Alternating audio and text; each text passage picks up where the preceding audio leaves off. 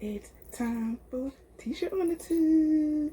I just wanted to jump on here really quick and give my thoughts on the Clark sisters biopic that came on Lifetime. I know I caught it late, but I literally watched it last night. I was a little disappointed, to be honest, but I will speak about the good of the movie. The what I liked about the movie the most was the actresses. Raven Goodwin, I'm familiar with her from other movies and shows and stuff. And but the other actresses I didn't really know too well. The ones that play her sisters I didn't know too well, with the exception of Clark-Sheard, which for a minute I was looking at her the whole movie like she looks wild familiar, and then I googled her. I'm like, that's Karen Sheard's daughter, and I thought it was dope that they had her playing her mother in her younger years to her adult years and everything. I thought that was really dope. Now, Aunjanue Ellis, I love that lady. She can act her face off. I love her. Like, she plays whatever characters they give her to play in a movie. She plays the hell out of them characters. Like, I didn't really care too much for the Carlina White story because I've heard from Joy White herself, and she said like a lot of details was missing in that movie or whatever. And it does seem like that movie was like a little bit like they left out a lot of details and stuff. It wasn't the full-on truth, but it was a dramatic depiction of what happened.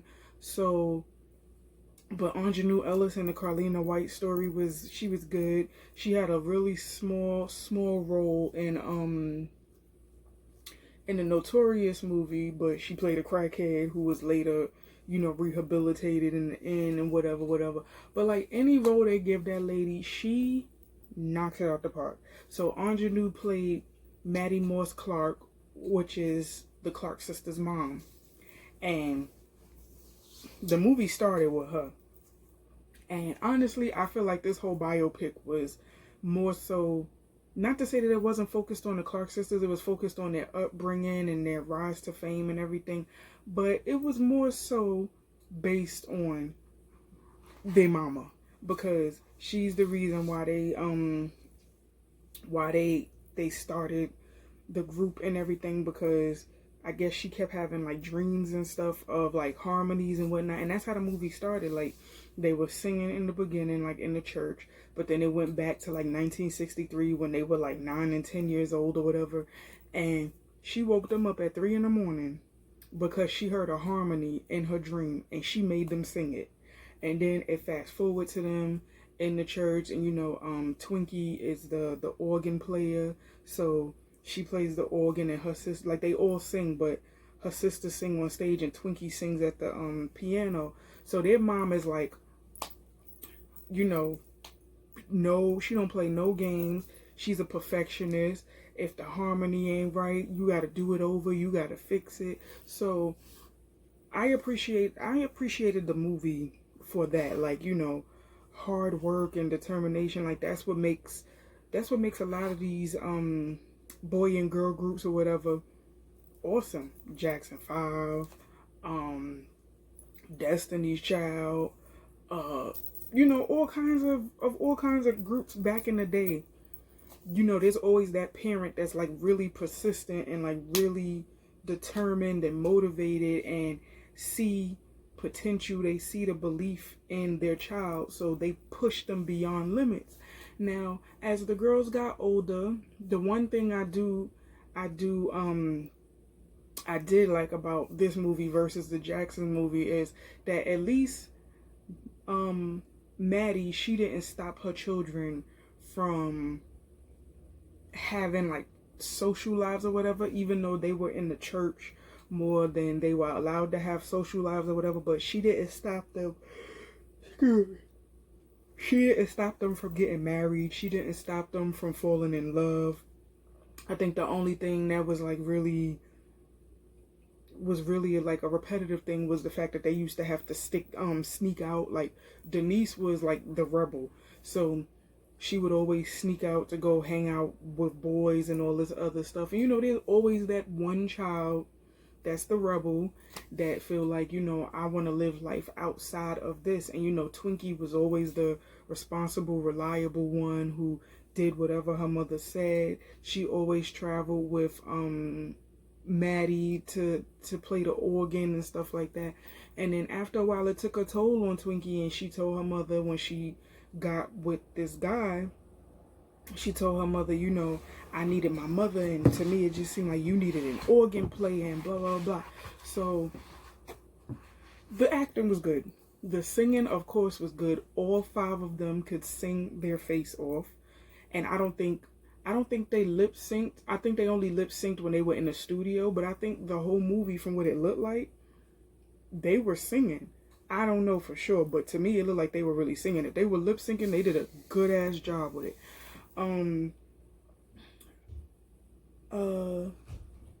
Let me see. So, they were bringing up how Twinkie's life is, Denise was telling her that her life, Twinkie's life was her mother's life, and pretty much trying to tell her you need to live for you or whatever. So the girls, Maddie had the girls practicing a song or whatever to record, and I know one of the guys was trying to get Karen to go solo. She turned it down. Well, she didn't really turn it down, but she told the guy, hey, you have to speak to my mom about that. So then he approached Twinkie with the same deal. Twinkie sold her whole catalog of songs to him in exchange for a Lincoln. And that pissed her mother off, because she's like, you sold our future. You sold your sister's future. You sold your future. You were being selfish. So a couple of the sisters were pissed off. I think one of the sisters wasn't. She was pretty much like, I understand, you felt like you had to do something for you. It's okay, blah, blah, blah. So finally, they're going to perform, and they're saying that Dorinda was like, well, can we be stylish? We always wearing these big muumuus or whatever. So Denise is like, well, we're going to have to wear big dresses for the next 7 months. And they're like, why? And she's like, because I'm pregnant. She tells her mother is pissed because she's not married, and you know how they are in the church and all of that other stuff. They're very judgmental if you're having a baby out of wedlock, which is very hypocritical because a lot of them be having babies out of wedlock too, but neither here nor there. So the girls recorded a record. It went their album or whatever went number 20 on the gospel charts or whatever. So their mother, she got the Grammys paper saying that they were nominated for a Grammy. The girls asked her to perform. At first she was hesitant, but then she did it. After she did the performance, here goes the church board wanting to fire her and make her step down because she was on the Grammys performing on a secular channel. And it's like, but she was doing gospel. It's not like she was performing anything that was, demeaning or disrespectful. She was performing with her children, but she told them straight up, like, I don't think it's right that y'all are kicking me out when I'm still doing God's work. She's like, just like, this is my calling. This is my calling to help people sing, run the choir and all of that. This is my calling, just like it's your calling to run the board or whatever. And I don't think that's fair that you're trying to block what God has for me. And I was like, that's right. So they are going to sign a contract for a record deal or whatever. Everybody wants to sign it with the exception of Denise. Now Denise said that she pretty much feels like the outcast, the rebel child. She feels like, her mother puts her all into Dorinda. Her mother puts her all into Karen, Twinkie, Dorinda, and Jackie. And she feels like she gets the scraps. So she was like, I don't have any more to give you. So they're like, well, you're not going to sign this contract and you're on baby number 3. And she's like, so what? My kids are my business. I'm their mother. So she said that she's not signing the contract because she said that she feels like she's done everything that her mother has humanly asked her to do. She doesn't have any more to give, and she walked out. From that day on, they continued as a quartet up until Twinkie announced that she was getting married, and her mother wasn't with it because she didn't really care for the guy. The guy wanted to move Twinkie to, I think, North or South Carolina. Her mother was upset about that because Twinkie is the one that plays the organ and the one who writes the music and all that other stuff. So Twinkie wanted people to be happy for her, and they were not happy for her. So when she brought him to say goodbye to the mom, to Maddie, Maddie was upset and was like telling her not to go or whatever. And she's like, you know, it's two things you know how to do: make good music and make poor decisions or whatever. So she's like, the first guy you get with that show you some type of attention, you run off and marry him or whatever. So they're arguing or whatever, and she's asking Twinkie not to go. The guy comes and he shoves Maddie on the floor. Twinkie still left with him. I was like, oh no, see, we wouldn't have got married right there. And then it sucks because when she moved with him, he was sounding like he was like verbally abusive, like, where's the money? You ain't working, you ain't putting in time, da da da da. And she's like, well, I just had the baby, I have to watch the baby. You know, I didn't really get that much money back from, I think, royalties or something like that. And you know, it's a lot. And he's like, pretty much like, I should have left you with your mama. And I'm like, and this is who girl, you should have left him alone when he pushed your mama.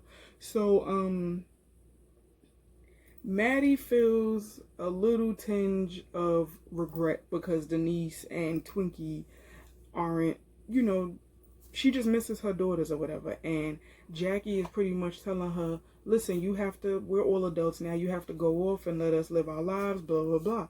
So Jackie notices that Maddie's foot is bleeding, and she's like, no, we gotta take you to the hospital. So when they're in the hospital, she called everybody, Twinkie, Denise, Karen, everybody was there except for Denise. So, you know, Maddie's in the hospital making the girls sing for the doctors and stuff, and the doctors aren't really saying much, but, you know, the girls are worried that Maddie is sick, and Maddie's like, listen, regardless as to whatever happens to me, God has the final say. And then she passed on. So at the funeral, Denise came to the funeral and had like a busload of sons, and she got on the mic and started talking, and she was like, that was my mother, I love my mother, and you know, that was my mother, and these are my 7 sons. You know, everybody in the church was like, you know, with the stink faces. And I'm like, that's sad because y'all are judging and y'all follow the Bible to a T, but y'all are judging this girl for her life decisions. So what? So what? So, you know, Denise still feels outcasted. You know, I think they had like 2 limos, one for the sisters and one for, like, I guess others to ride in. So Denise wanted to ride with the sisters, but they're like, no, we think it's best that you ride in the other car. And she was like, it don't matter how much you try to push me out this family, I'm still that was my mother too, blah blah. So, you know, her and Karen get into it. She's like, you really gonna do this at mama's funeral? I will lay you out. So they're arguing back and forth. And she was like, you don't have to ever worry about me coming around y'all again. Bye, Clark sisters. And that was pretty much the last we saw of Denise. So she said that she still feels outcast, and she still feels like they treat her like crap. So Twinkie went with her. So after their mom passed away, Twinkie had a nervous breakdown, and it was becoming too much on Jackie to figure it out or whatever, because she was going to visit Twinkie, and then she had to take care of the kids, and then she had to do some other stuff. She had her job or whatever, so she was asking Dorinda for help, and Dorinda's like, I can't do it or whatever. So I know Karen went and had surgery, and they didn't really specify what she was in the hospital for. I probably missed it. And then in the end, they had some final performance, and then it was all 4 sisters, and then it, like, the camera spun around, and then it was the actual sisters on stage performing, which I thought was cute. And, you know, it had like a little paragraph saying what each sister is doing or whatever. All of them are married, and they did this and this and whatnot. So the movie as a whole, it was good. The acting was good. The singing was good. I just feel like it was rushed because it went from 1963 to 1973 to 1983 to 1989, 94, 2001. Like, it just kept jumping from stuff to stuff, and it's like it's a lot of details that was left out. Like, okay, Maddie and their father got into an argument and he smacked Jackie and was abusing Maddie. All they said was that she got a divorce from him.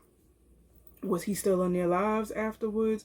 They only showed Jackie the day she was getting married. They didn't show everybody else. They only showed when they got engaged. They didn't show when they got married.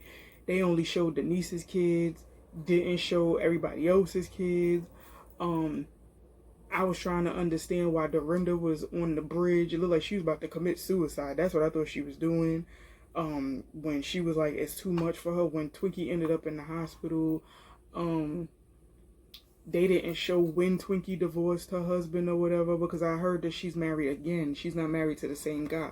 So they didn't show, like, it was like a lot of stuff that was missing in the story. Like, it was a really good movie, but I was just disappointed that it felt rushed, you know, like, and if it was, because most biopics is like 2-night, 3-night premieres, like the New Edition story and the Jacksons, it's like 3-night premieres. So I would have preferred that, but I just feel like this story was like very rushed, like it was very jumbled and like rushed.